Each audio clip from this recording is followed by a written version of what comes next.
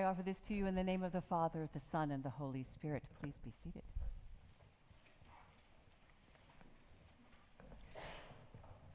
My thanks to those of you who read to stretch our minds as to how the Spirit might sound. And my thanks to you for singing that Alleluia in those soaring tones to how the Spirit might move. Because I want to say a word about how the Spirit might be or move, or the character of the Spirit, what the Spirit might be like. Because Pentecost is one of those feast days that calls on a number of things. The giving of the Spirit to the disciples to go out and be on their own in the world, that would be us. So the coming of the Spirit, the speaking in tongues, which is why we're dealing with different languages and having to hear through some of the specifics and perceive the Spirit where it may be.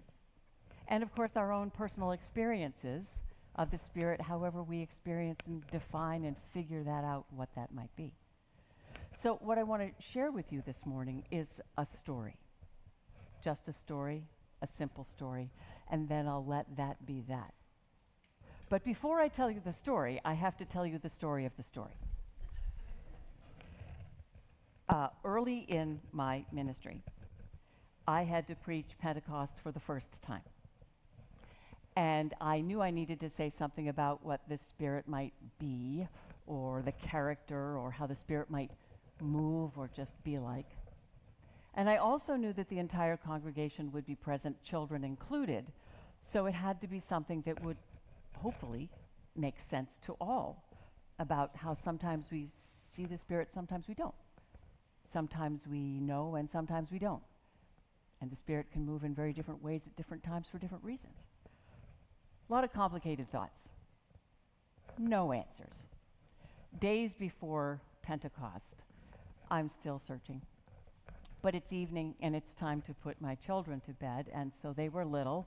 The littlest one I think was already asleep, and the one who was about 5 said, "Mommy, tell me a story." Okay.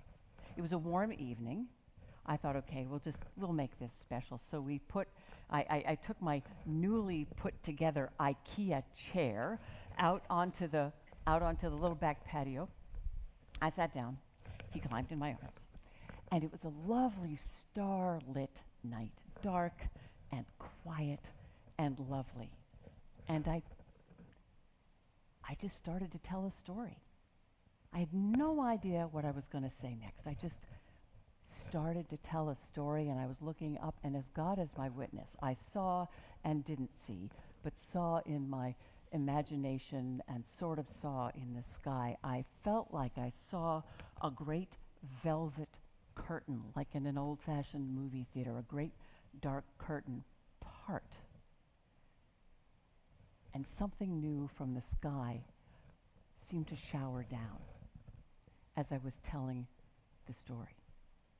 And I told it. At some point, my little boy fell asleep, but I kept telling the story anyway, because I knew in that moment that if I did not keep telling it, I would never know how it ended. So I told it to the sky.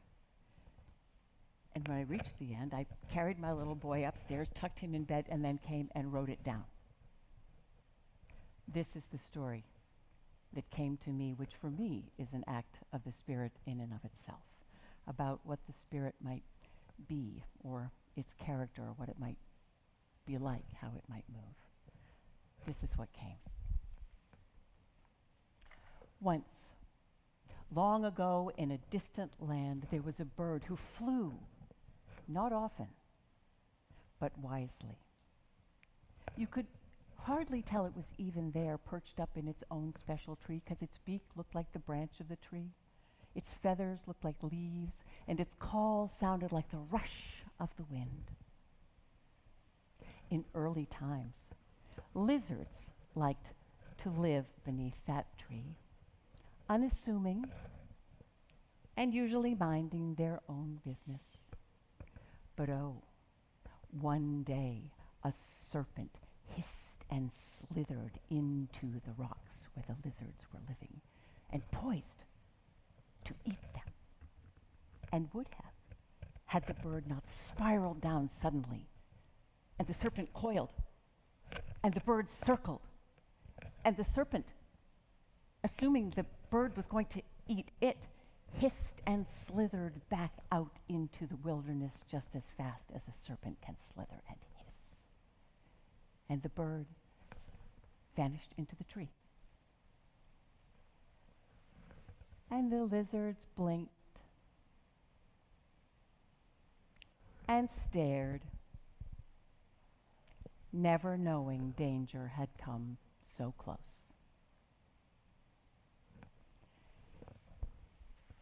Time passed, and one day a little wild cat, an ocelot, came and found itself beneath the tree. And there was nobody to talk to or play with, but the tree looked good for climbing. So the ocelot thought, what branch shall I climb to? Because it couldn't see the bird whose beak looked like the branch of the tree and feathers looked like leaves and call sounded like the rush of the wind. And so it thought.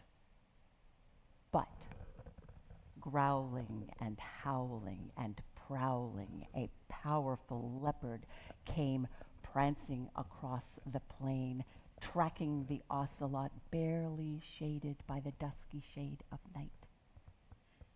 And the bird was still and silent and watching.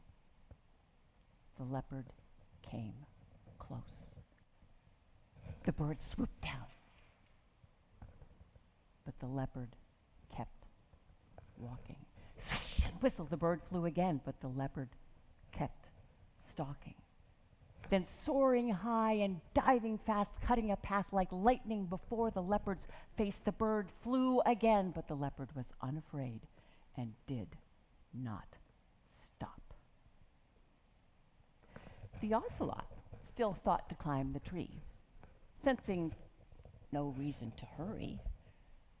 No reason, that is, until the air around it pounded with the presence of another that swiped at its fur and shrieked in its ear. And just when the little cat thought it was doomed, feathers tickled its nose as the bird pounded around it again and disappeared up into the tree. Now, very alert, the little cat saw the big one. The leopard leapt. The ocelot jumped up into the tree and climbed right up past the bird whose beak looks like the branch of the tree, whose feathers look like leaves, whose call sounds like the rush of the wind, right past the bird. He climbed up to the top branch, jumped, landed, ran fast and far until it found safety.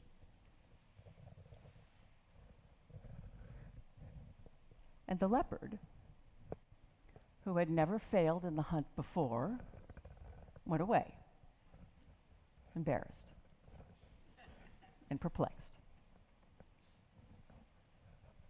And the bird was silent and watching. After quite some time, a child came and sat under the tree, resting there from the hot glare of the sun. And in time, another child came to rest by the tree. And there they sat, one on this and one on that side of the tree. And they looked one at the other. They were different. Very different. And they did not know whether to hate or fear the one they did not quite understand. So the bird flew, but this time its feathers fanned out into beautiful plumage like a rainbow. This time its call sang out a musical tune, and the two children stood there watching the beautiful bird grazing and glazing and gliding through the heavens, and so filled with joy they were. They wanted to share their happiness with someone. So they looked at one another and smiled. The spirit bird is its name. the spirit bird, unusual, because you can hardly ever tell it's there, because its beak looks like the branch of a tree. Its feathers look like leaves, and its call sounds like the rush of the wind.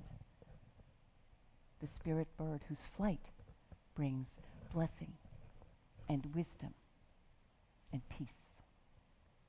The spirit bird who flies, not often, but wisely.